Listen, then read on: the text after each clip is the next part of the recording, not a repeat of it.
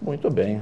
Conosco aí Sérgio Mantovani, pode participar pelo Twitter também, já faço as perguntas que estão fazendo aqui para o Sérgio Mantovani. Para muita gente, viu, Sérgio? Muita gente. Por Tem gente favor, perguntando de esportes para você. Pode perguntar, fica à vontade. Do Campeonato Brasileiro, mas depois eu falo aí também. Vamos lá, Danilo. Sérgio, por favor, você é um homem bem-sucedido. Qual é a fórmula do sucesso? Dizem que o sucesso é 90% de transpiração e 10% de Inspiração. É transpiração e inspiração. Qual é a fórmula do sucesso?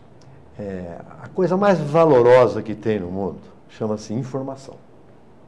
Você pode abraçar a causa que você quiser. Você tem que se preparar para ela. Você tem que conhecer seu território, conhecer a atividade que você vai exercer, se preparar de verdade. E aí é mais que 90% de transpiração. Acordar cedo e dormir tarde. E eu disse toda a minha vida para os meus colaboradores, honestidade de propósito, perseverança e boa vontade. Porque muitas vezes você está cansado, está extenuado, tem festa em casa, mas você tem problema na empresa, vai resolver o problema. Então, isso tudo é transpiração. Mas, acima de tudo, você tem que se preparar. Eu, quando fui chamado pelo meu sogro, Cido Franco, para cuidar da empresa para ele, eu fui aprender na Aviação Cometa. Eu fiz o estágio na Aviação Cometa, que era a melhor organização do país e ainda deve ser em matéria de transporte coletivo. E lá estive com o seu Tito Macioli, já ido, já há uns 10 anos que se foi, e ele abriu a Cometa para mim e eu fui me informar. E com a informação nas mãos, eu fui administrar a empresa e levei esse estilo de aprender para fazer em todas as atividades empresariais da nossa família, que graças a Deus, é verdade, eu agradeço o seu reconhecimento, tivemos sucesso, temos tido mesmo. Atibaia hoje, bem como Bragança, mas Atibaia como um eixo, que nós temos lá Dom Pedro, temos lá Fernão Dias. É uma cidade propícia para o investimento empresarial, Sérgio? É extremamente importante que o gestor da coisa pública conheça de verdade a vocação da área em que vai agir. Por quê? Muitas vezes a gente, por ter aprendido na escola, por ter ouvido de alguém, ou por ter lido um livro, pretende enfiar a goela abaixo de uma cidade um desejo pessoal. E isso é lastimável, prejudica a cidade, afasta investimentos. Perde a identidade. Perde a identidade, o que é pior, ela perde a identidade e prejudica a cidade e a região acaba sendo prejudicada.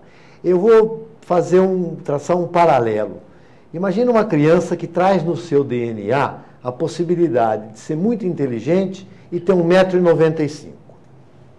Se você pega essa criança e dá o rumo certo no esporte para que ela seja bem desenvolvida com 1,95 m e que ela seja bem instruída e com boas escolas, você vai fazer um cidadão que muito provavelmente vai representar o seu país muito bem. E se você pegar essa mesma criança e deixar faltar estudo e comida, vai ser uma vareta de 1,90 m, 1,95 m que eu falei, que vai ficar difícil em pé, mas ela vai ter 1,95 m. Ninguém estrangula uma cidade, uma região, absolutamente. Ela vai ter o tamanho que tem, porém, se for estrangulada ao longo da sua vida por pessoas mal formadas ou mal informadas, ela de fato vai ser essa criança que cresceu e ficou magrinha e não desenvolveu um esporte, não desenvolveu o intelecto tanto quanto poderia se tivesse sido aproveitada a sua vocação. Então, eu vejo Atibaia, no cruzamento da Fernão Dias com Adão Pedro, pronta para ter uma explosão de desenvolvimento. E se ele não for aceito, em primeiro lugar, porque você tem que acreditar na cabeça do empreendedor. O empreendedor nunca traz coisas ruins.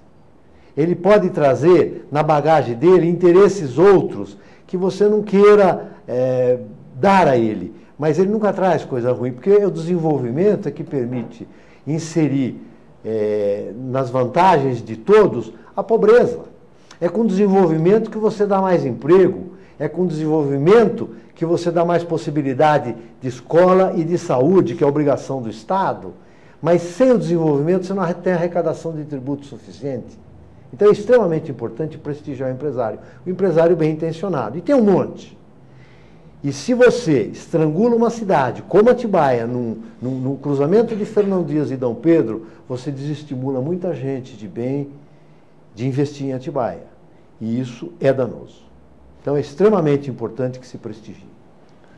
A Mia Palenza, as pessoas que vão mandar pelo Twitter, se pudesse colocar o nome, fica mais fácil, porque todo mundo usa um pouquinho de um nick. A Mia Palenza pergunta que ela mora hoje no centro, a mãe dela no bairro Caetetuba, mas ela sente pena da mãe estar morando lá pela situação que está. O Caetetuba tem problema? É isso mesmo? Tem muito problema. Caetetuba foi aonde eu fiz o primeiro ano do curso primário e ia a pé do centro, Mia, onde mora você, até o Padre Mateus, muito próximo, provavelmente, de onde mora a senhora, sua mãe. De verdade, Atibaia precisa entender a Fernão Dias como uma avenida que cruza a cidade, não que corta e separa. Lastimavelmente, Mia, o lado direito da Fernão Dias, de quem vai de São Paulo para Belo Horizonte, é mais prestigiado do que o lado esquerdo. O lado esquerdo, de fato, é empobrecido. Mas é aí que eu digo que precisa de algum administrador público que tenha preparo de vida, tenha tido sucesso na sua vida profissional para cuidar dos destinos da cidade como um todo e abraçar a cidade como um todo. Você tem razão.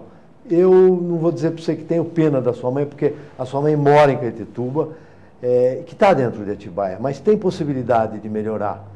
Lastimavelmente ainda não aconteceu. Espero em Deus que melhore em Atibaia num todo e não fique só exclusividade do lado direito que envolve o centro onde você mora. Porque, na verdade, uma rodovia que cruza, ela devia dar engrandecimento, né? E não separação. Pelo menos eu entendo assim. Né? Então, depende. É qual a história do copo meio vazio ou meio cheio? O otimista vê meio cheio e o pessimista vê meio vazio. Precisa olhar a cidade como um todo. Não se pode administrar a cidade olhando para as pessoas de poder aquisitivo elevado. Tem que olhar para todo mundo. Até porque a pessoa de poder aquisitivo elevado, ou que se deu melhor na vida, tem a expectativa, porque ela convive com aquela pessoa que vive do outro lado.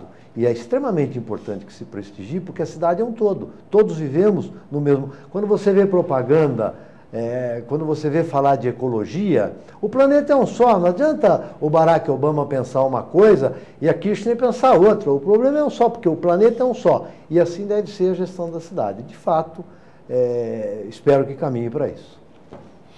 Sérgio, eu gostaria de falar sobre a carga tributária que o empresário tem no Brasil. Eu sei que é muito alta. Como é que o empresário consegue driblar tudo isso? A gente tem que ver que o país está em formação ainda. E o Estado precisa de grande arrecadação, e assim se fizeram os grandes estados, os grandes países, com muita arrecadação. Os tributos sempre foram muito pesados. Nos países que hoje já estão desenvolvidos, eles baixaram, mas foi muito importante que no passado tenham sido pesados. Na verdade, o empresário sério, ele monta uma empresa para registrar seus funcionários, para recolher seus tributos e vender o produto que se propõe a vender por um preço justo e sério.